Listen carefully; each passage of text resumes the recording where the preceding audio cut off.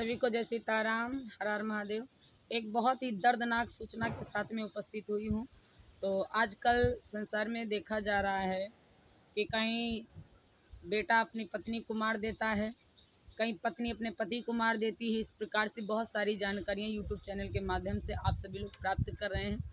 उसमें ही एक बहुत ही दर्दनाक कहानी फिर से निकल कर के आई है। ये एक हिसाब से देखा जाए तो एक क्राइम भी हो सकता है। और आप सभी लोग सब अपने बच्चों को सब कुछ देते हैं, गाड़ी देते हैं, बंगला देते हैं, बड़े बड़े मोबाइल देते हैं, लेकिन क्या इतना ही ज़रूरी है? अरे इसके साथ साथ में अपने बच्चों को संस्कार देना भी अनिवार्य है, ज़रूरी है।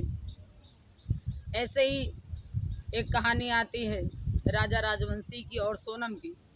सोनम जो कि 25 वर्षीय लड़की थी, इसका विवाह राजा राजवंशी जो 30 साल की उम्र थी उसके साथ में विवाह हुआ।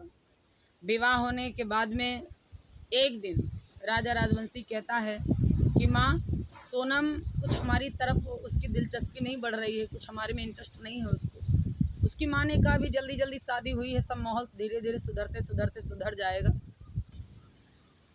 जो कि राजा जो था अमीर लड़का था, और जो सोनम के पिताजी थे वो भी प्लाई की फैक्ट्री का कारोबार संभालते थे। हालांकि पैरालाइसिस होने के बाद में उनके बेटे ने उनका कार्यभार संभाला, सोनम के भाई ने।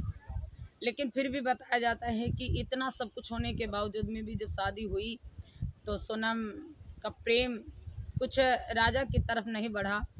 और फिर बाद में ये साजिश धीरे धीरे चलने लगी, और साजिश यहाँ तक चलाई कि प्रेम पहले जो कि बातचीत नहीं करना पसंद करते थे, एक समय ऐसा आया कि एक ही साथ में उठना बैठना खाना पीना, मतलब इस प्रकार से सोनम ने राजा का विश्वास जीत लिया कि राजा को महसूस हुआ कि अब तो ये हमारी धर्म पत्नी तो ही है लेकिन आत्मा से भी हो चुकी हैं।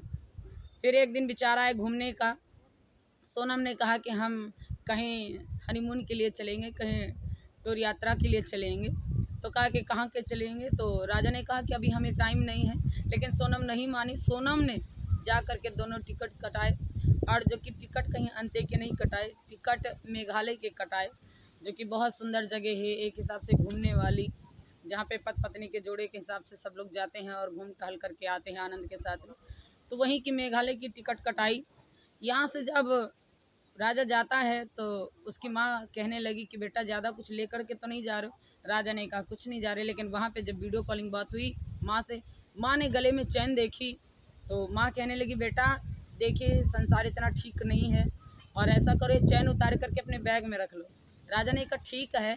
तो माँ ने पूछा ये पहन के गए क्यों? वहाँ जब घूमने टहलने गए थे तो रुपया पैसा की, चैन की, सोने चांदी की क्या आवश्यकता है? राजा ने कहा सोनम ने कहा था। कहा कि ठीक है, अच्छा तो उतार के रख लो। 2 दिन तक बातचीत हुई है।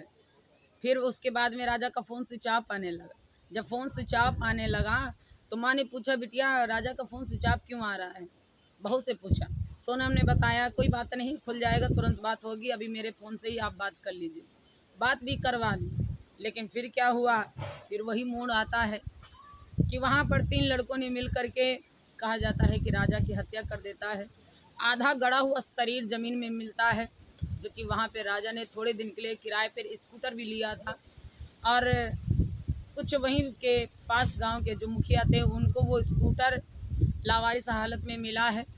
और राजा की लाश भी कपड़े में लिपट कर के आती। माँ को क्या मालूम था कि बेटा हनीमून के लिए गया, बहू के साथ में घूमने के लिए गया है, तो मर करके ही वापस आएगा। एक माँ जिसने अपने जवान बेटे को खोया है, कितनी दर्दनाक कहानी है। इसलिए सभी से गुजारिश है कि आप सभी लोग अपने अपने बेटों को कुछ संस्कार भी दीजिए। बेटियों को सिखाते हो कि नहीं कोई दिक्कत हो तो हमें बताना, लेकिन मैं कहती हूँ बेटियों को ये भी सिखाना चाहिए कि आपके परिवार को कोई दिक्कत हो तो भी हमें बताना, और आप अपने परिवार के साथ सदैव खड़ी रहिए, क्योंकि वही तुम्हारा परिवार है, वही तुम्हारा घर है। लड़की हो चाहे लड़का हो, दोनों को संस्कार देना बहुत ज़रूरी है। सभी सनातनी वैष्णव से कहना है कि आप सभी लोग गरीबी में गुजर बसर कर लीजिए, लेकिन अपने संतानों को संस्कार जरूर दीजिए।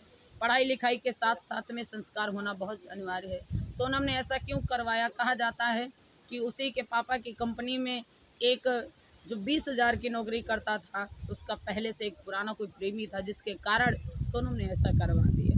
तो सभी लोग इस हादसे को गौर में रखते हुए अपने संतानों को अच्छा ज्ञान दें और अच्छी शिक्षा प्रदान करें। जय सीता राम।